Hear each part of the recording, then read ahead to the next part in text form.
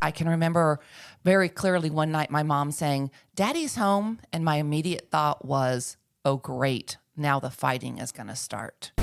But my father was upset. He packed her suitcase, put it on the front porch, and put the chain lock on the door. That one left a mark because I didn't know what the heck was going on. I so desperately wanted to be loved. I so desperately wanted to be accepted. And so I tolerated behavior that wasn't appropriate. The sun came through a stained glass window above the altar. And that was the first time I ever really recall hearing God. How does God change physical, emotional, and sexual abuse into a positive? Is it even possible to heal that kind of trauma? What if that trauma leads me into more trauma, more unhealthy relationships? Can God take all of that and change me into a new person? A person who brings healing to others? These are the questions that I want to ask our guest today as she shares her life change story. I'm Eric Hutchinson. Welcome to the If Nothing Changes podcast. So, hey, friend, welcome to the podcast. Why don't you take just a second and introduce yourself and tell us a little bit something about yourself? Well, my name is Daphne. I live in Northwest Arkansas, and I can tell you with a resounding yes, that is the answer to almost every question you asked. Change is possible when we are willing. Well, that is a great answer. Well, I can't wait to hear your story, so let's get into it just a little bit. Tell me, are you a native Arkansan, or did you grow up somewhere else? And tell us about where you grew up. Tell us a little bit about how many siblings you may or may not have and your mom and dad. So just give us a little history. Yeah. So it's funny. I travel quite a bit, and people ask me where I'm from. And I will always answer, well, I'm from Dallas, but I live in Northwest Arkansas. I've been here almost 30 years. And so nobody do the math, but more than half my life I've been here. And I'm still, those Texas roots, they run deep. But I grew up in North Texas, and of course in Dallas, and grew up as the oldest of three girls in a highly functional, dysfunctional family, which is something I learned later on. But to me at the time, it was normal. It's what I was used to. And grew up in a private school. Went to chapel 5 days a week. Family went there to the same place on Sunday. So I was exposed to faith from kindergarten on up and really created some wonderful foundational information. But that was head knowledge. It was not heart knowledge. And then with everything that was going on in my life, the turmoil between my parents, I can remember very clearly one night my mom saying, "Daddy's home." And my immediate thought was, oh, great. Now the fighting is going to start. So tell me about your relationship with your sisters. So you're the oldest of three sisters. How much age is between you? And were you the sisters that fought like cats and dogs, or were you the sisters that were closer than anything? Yeah. So I am 5.5 years older than one sister. Then 2.5 years later, another sister came. So there's an 8-year age gap between me and the baby. Now, the middle sister, when she was born, and my parents dealt with some infertility, so that's part of why there was such an age gap. They were thrilled to have her, and they presented her to me as, "This is your baby sister." And I thought that was so cool. And then a couple of years later, when the other one came along, I was like, what is this? So there was a big enough age gap, and come to find out later in life, close enough personality traits that myself and that youngest one did not get along so well. I babied the middle sister, and the two younger ones, they were only 2.5 years apart. So they're the ones who fought like cats and dogs. My parents divorced, or our parents divorced, when I was 13. And at that point, I went straight into caregiver mode. I went into mom mode. So I basically became the boss of them. So your middle sister, the one that's just younger than you, does she look up to you like a mentor or a person that your confidant, she'd come to you with her troubles and stuff? I mean, you said you mothered, so I'm assuming that there was a close relationship there? Yeah. Actually, after our parents divorced, we became this tight-knit group. and they would literally send me Mother's Day cards or give them to me during our high school years because I was the mother figure. Even my mother will say that I parented her. She openly admits that. So tell me about your relationship with your mom then. Were you really close to your mom? And I mean, when you were growing up, whenever, did you talk to her a lot? Did she mother you? I mean, what was the relationship like between you and your mom? Yeah, after a lot of healing and awareness, I have come to recognize that because I was mothering her, I always longed for that TV mom, that mom who would take care of me. Now, I don't want to paint my mother in a negative light. Not at all. She 100% did the best she could with who she was at the time. It wasn't always what I needed, however. And because she had me at a very young age, she was 21 when she had me, she always got accused of being my older sister. I would be out with her, and I've always had a little bit more of a mature look. And they would say, "That's your mom? I can't believe that's your mom. She looks like your older sister." So that didn't really help matters. That just kind of reinforced the distance. And now, as I have healed, as she has done some work on herself, we are closer now. I certainly know that when I became a mom, I recognized lots of ways that she did help me, that she did lots of lessons she did teach me. And I would call her on occasion and say, "Hey, thank you. I'm sorry I was such a punk growing up. This mom stuff is hard." Did you have a relationship with your dad at all, or was he away from the home a lot? I mean, how was your relationship with your dad? Yeah. So my dad was a cop. Oh. And I tell people I grew up afraid of three things: my dad, the cops, and God. Well, my dad was a cop, and sometimes he thought he was God. So it was a little stressful, especially because he also wanted to have sons, which he didn't have any. I received my first firearm at age 12.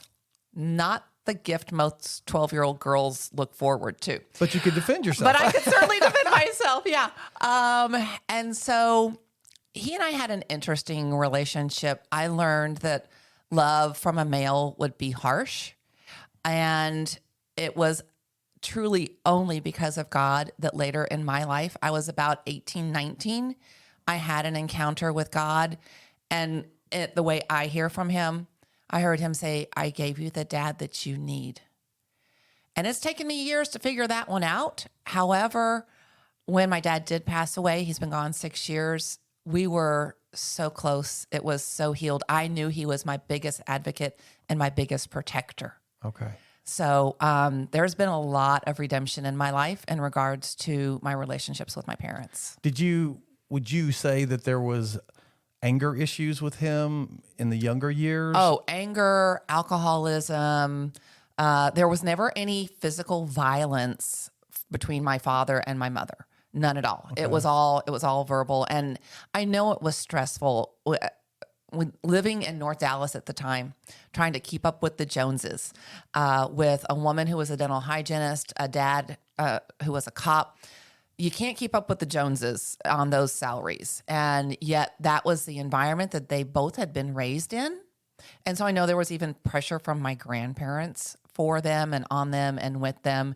And I don't know what the final blow was for them to divorce. I do clearly remember one night my mom was out. I don't know what she was doing, but my father was upset. He packed her suitcase, put it on the front porch, and put the chain lock on the door. Wow. I saw him do that. That one left a mark because I didn't know what the heck was going on. Wow. So to me, that sounds like trauma. Oh, yeah. So how does that impact you as a child that witnesses all of these things? Was it something that you ran from and needed to escape from? Or did you mentioned the mothering things coming out with your sisters and so forth, but how did you feel? How did that make you feel? What was going on inside your head? So I have always been a thinker and someone who strategizes. So my thoughts were stay as far away as possible, numb the pain, shut it off. Prior to all of this, I had some sexual childhood trauma from a non-family caregiver. So my baseline, my foundational understanding of men and their authority, if you will, in my life was very skewed. The one constant I had was my maternal grandfather. As far as he was concerned, I hung the moon. And so I'm so very grateful for him. But I learned at an early age to shut my feelings down. And quite honestly, it wasn't until about 15 years ago when I would say I got my heart back. Because I thought by shutting it off that I wouldn't get hurt any longer. And I came to realize that no, what I was doing was suffocating it. I was robbing myself of potential joy and truly living. Well, tell me, you mentioned about a non-family member caregiver, and I'm not, is that during the divorce time or was that early years, or when did that happen? Yeah, that was early on. I was maybe age 7. Oh, wow. And because of my dad's schedule and my mom's work schedule, there was this older couple that my mom would drop myself and my sisters off to watch us during the day. And still to this day, I don't have 100% clarity on every interaction. I did, thankfully, a few years ago, go ahead and dive into the memories I had. I just knew that something inside was off. Something was out of alignment. And I can remember I was maybe 10, 11. So this is before the divorce. My mom said to me, so-and-so has a heart attack. And this so-and-so was the man who was the perpetrator. And I can remember saying out loud to her, so who cares? And I thought, wow, that's a very harsh reaction. But I had stifled, I had so shut off the trauma that I experienced with him that was my beginning of learning how to shut down. Did you ever tell anyone about that trauma, or was it something that you hid until adulthood? Yeah, so I didn't have the full recollection until adulthood, honestly. Oh, wow. I got involved in Celebrate Recovery, and part of going through my inventory and a step study and working with a counselor at the time, I started to remember certain highlights of it, and I so wanted to shut it off. I did not want to recall anything, and yet there was something inside me that said, the longer you hold on to this, the more power it has over you. Right. You are being held prisoner by this memory. If you will dive into it, you can be set free. So did you ever go back and talk to after you went through your recovery and all these memories came back and you started dealing with any of that, did you go back and talk to your mom or your dad about any of that or not? I never told my dad. I did tell my mother. And please, when you all are hearing this story, understand I have peace about this now. My book had come out. I tell the story in there. My mom read my book. She came to me and said, I read your story. Was so-and-so the one who did this to you? And I was shocked that she could figure it out. And I said, yes. How did you know? And she said, well, one time when I went to pick you up, he tried to put his hand up my shirt, and I wondered if you all were in any kind of danger. Oh, my gosh. I didn't really know what to do with that at that point. Wow. I was flabbergasted. Wow. Truly. It was like, what? You suspected? And yet you left us in this? And this is back in the days. I'm not making any excuses. I'm not justifying a thing. Right. This is back in the day when we didn't even know what stranger danger was. Right. And people didn't talk about anything. Right. And so, again, I know my mom did the best she could with who she was at the time. Yeah. And she has her own journey of recovery that she's going through. I want to ask you about your God experience. So when would you say, and did you have a God experience whenever you were a child, or was it more as an adult? It was definitely more as an adult. For me, growing up, any type of relationship with God was all about rules and regulations, especially growing up in the Protestant church that I went to, where you knelt, you read from a book. There wasn't this personal, it was all external. There was a lot of pageantry and majesty, which I appreciate 100% today. However, it didn't give me that personal connection. So when I was about 18, 19, as I mentioned, I was attending worship with my dad. Our relationship was starting to mend. It had gotten so bad when I was a teenager. He would come over to pick my sisters up for the weekend. I would go into the bathroom and say, tell Dad I'm not going and I'm in the bathroom right now. Because I didn't want to be a liar. I was like literally in the bathroom, right? So he knew that I was hurt. He was not equipped to talk to me about how or what any of that type of thing. As I got older, we started going to church together. And I can remember kneeling, and it was time for communion. The sun came through a stained glass window above the altar. And that was the first time I ever really recall hearing God. Wow. And that was to help mend the relationship with my father. So would you say that you put some blame then on your father for the divorce and all of that? I mean, sometimes kids pick a parent and say, okay, the other parent is the one that's at fault, and I'm going to identify with this parent. 100%. Now, at the time, because I did not see my mom as a strong woman. Later on, I realized how strong she was. But in the moment, I didn't see her as a strong woman. And I transferred my feelings, and I thought about my dad, how dare you do this to my mother? When really, later on after healing, it was, how dare you do this to me? How could you leave me? And so that was my perspective. And again, a coping mechanism, right? I'd had all this trauma. I shut down all my feelings. Now the parents are divorcing, another trauma. And that's how I didn't want to deal with it. I was like, oh, I made it about him and my mom. Right. And I blamed him. So how did that skew your view, if it did, of God, our Heavenly Father? Did that skew your view at all towards God? It really didn't, and that's because I did not have that personal relationship with him. So as you got older, now I'm going to make sure that I'm clear. Your God moment that you had in church where you felt like God spoke to you, would you say that was a salvation moment, or was that just maybe the door that opened up that you started saying, oh, well, there is a God, and it kind of, you pursued it later? Yeah, it was a door opener, 100%. Right? He was this faraway, deity, authoritative, deity who was casting judgment and all the things. And so here's what's interesting to me, Eric. All along my entire life, I have had this gut feeling that everything that has happened in my life, from childhood sexual trauma to being raped in my early 20s to physical, emotional, and mental abuse later on, I knew it wasn't supposed to be this way. I never, ever thought that I deserved any of it. So you didn't.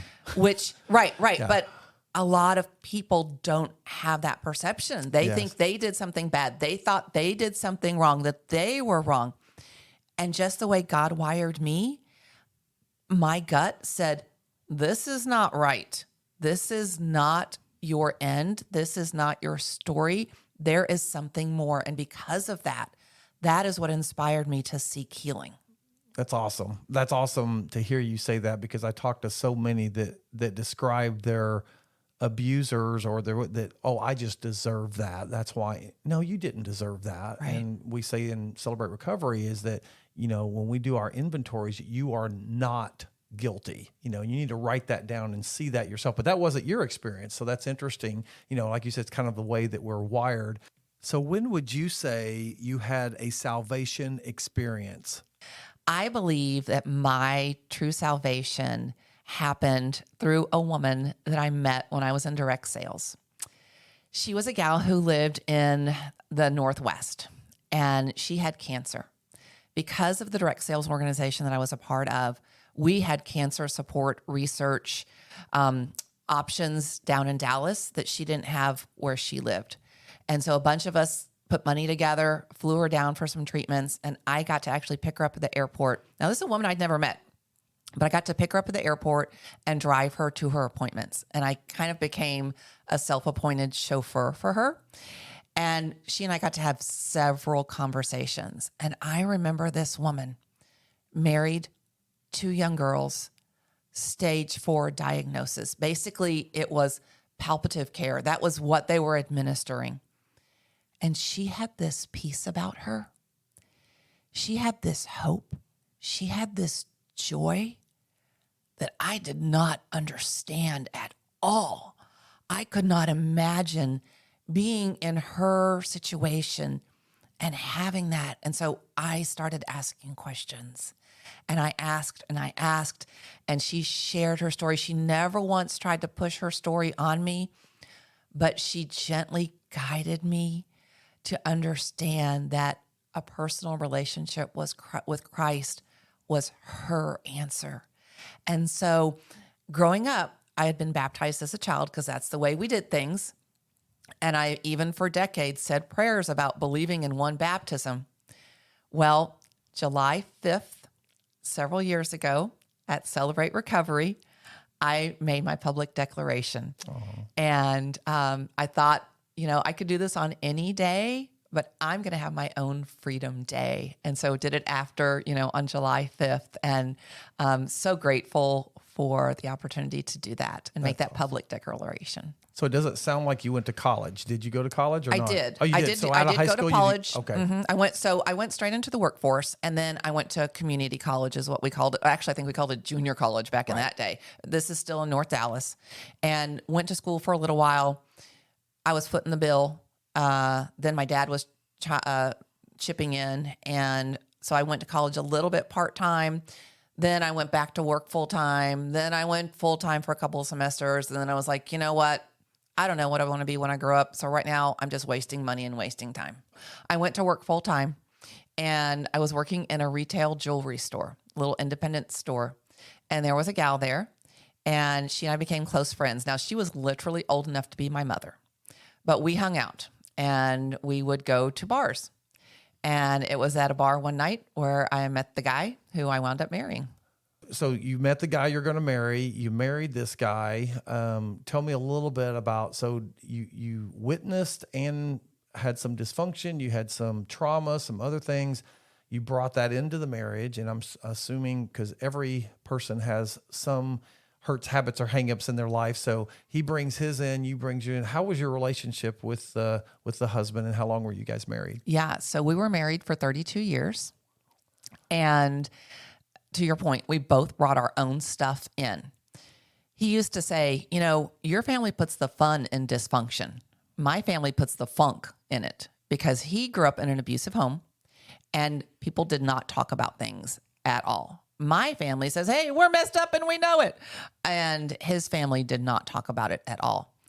Started off kind of sort of storybook, although there were some red flags that I didn't know were red, because we didn't, again, talk about red flags back then. I just knew that there were times where I was like, well, this doesn't seem right. And at the same time, I so desperately wanted to be loved. I so desperately wanted to be accepted. And so I tolerated behavior that wasn't appropriate. Over the time, things got worse. For us, some of it was money, just like my parents. We straightened all that out. We got that squared away. But then as I got healthier, I started to notice more dysfunction. When I'm changing and he's not changing, the gap between us grew wider and wider and wider. Was there any substance abuse or anything going on? Did you use anything as an escape or a medication? Because, man, 32 years marriage, and it sounds like there was some unhealthy things going on in the marriage. So how did you deal with that? How did you cope? Yeah, so mine was food, definitely. And I can look back at family photos now and tell you what year it is based on how much I weighed and what hairstyle I had. Mine was definitely food. It was, let me eat until I'm numb. And I would sometimes stay up so late and eat so many carbs that I would fall asleep, so that when I did go to bed with him, I just fell asleep. And then I wasn't thinking about anything. Wow. So would you say that you have changed the coping now? I mean, is food still a coping thing for you, or do you still struggle with that, or tell me about that. Yeah, I think to a degree that I may always struggle with that, because I have a long history with food. I'm developing a healthier relationship with it, and I'm really focused on, Daphne, are you hungry? or are you trying to numb something? Are you trying to avoid a feeling? Because later on, you're actually going to feel worse because you overate, and now you're going to beat yourself up because of that choice. So food and I, unlike a lot of other addictions, you got to have food to live. Right. Right. So it's a hard one. It is. It's tough to overcome. And I think the questions that you just asked yourself are the appropriate questions. Am I eating because I'm hungry, because I need food, or am I eating because it's either a pleasurable thing that I'm using to cope or to escape from? And so I think asking yourself and being honest with yourself is a really important thing there. So what happened 4 years ago that it seemed like something went on in your life that changed things? What would you say the turning point was? Yeah. So, and now that I think about it, it was, just to be accurate, it was like 3 years ago. So, there was an incident, 4th of July weekend of all weekends, and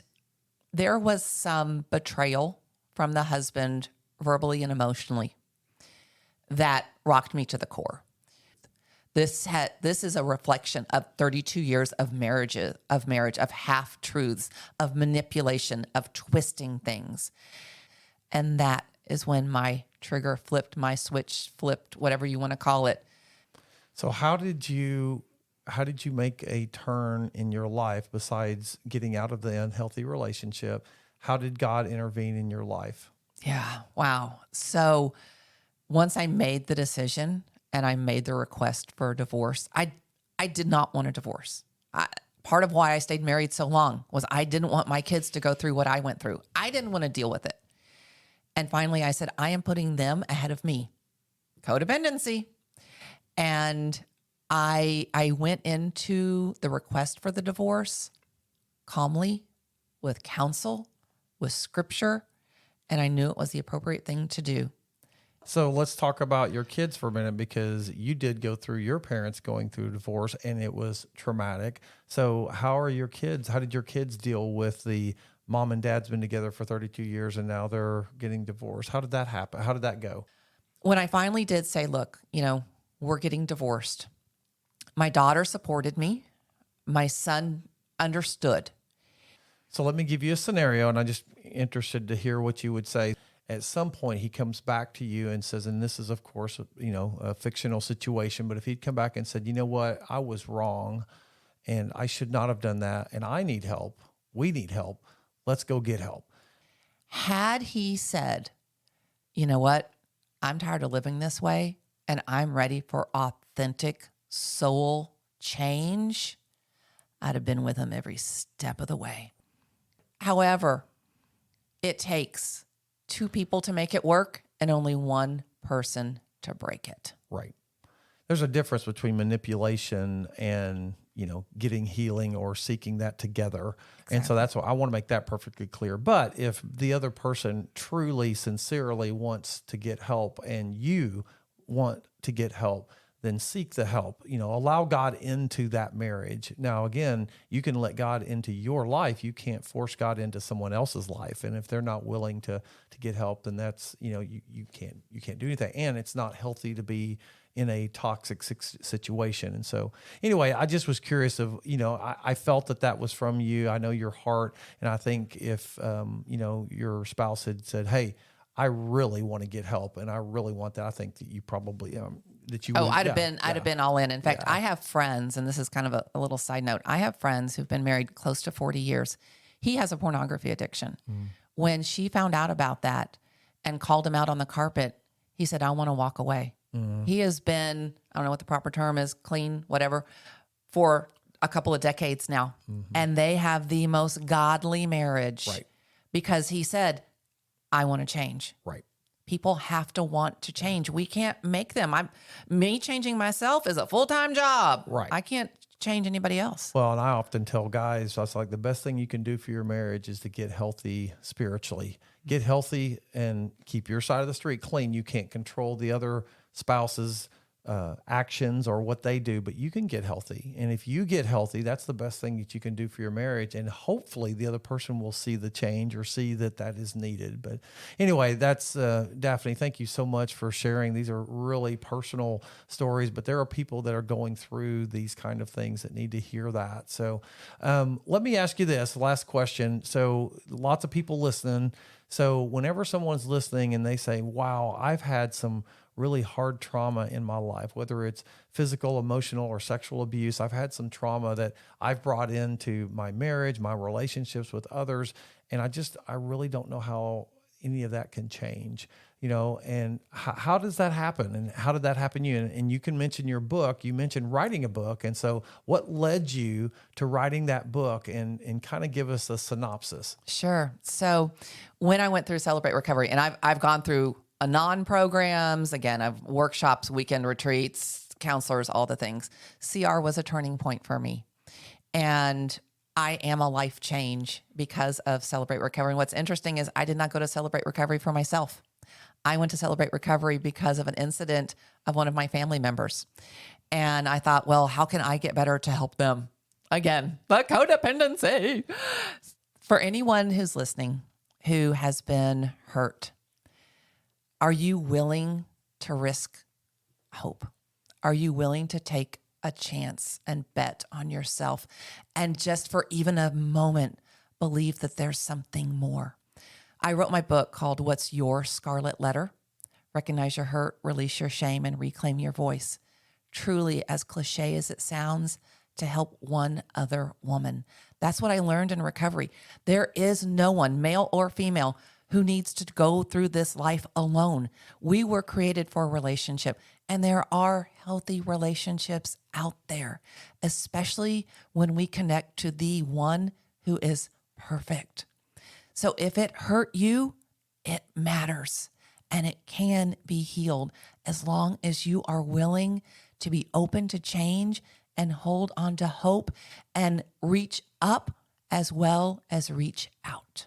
Absolutely. Well, Daphne, thank you so much for sharing your story with us. Hey, if you are listening today and you have trauma in your past, maybe it's even child abuse. If so, that is not your fault. You are not guilty for those actions of your perpetrator. Don't let the enemy shame you into believing that you are broken beyond repair. God can heal anything. He can help you change your perspective. Maybe you've been in a toxic relationship. Maybe you're going through divorce, or maybe you've been through divorce like me. God can heal you, He can comfort you, and He can change you just like He did for Daphne.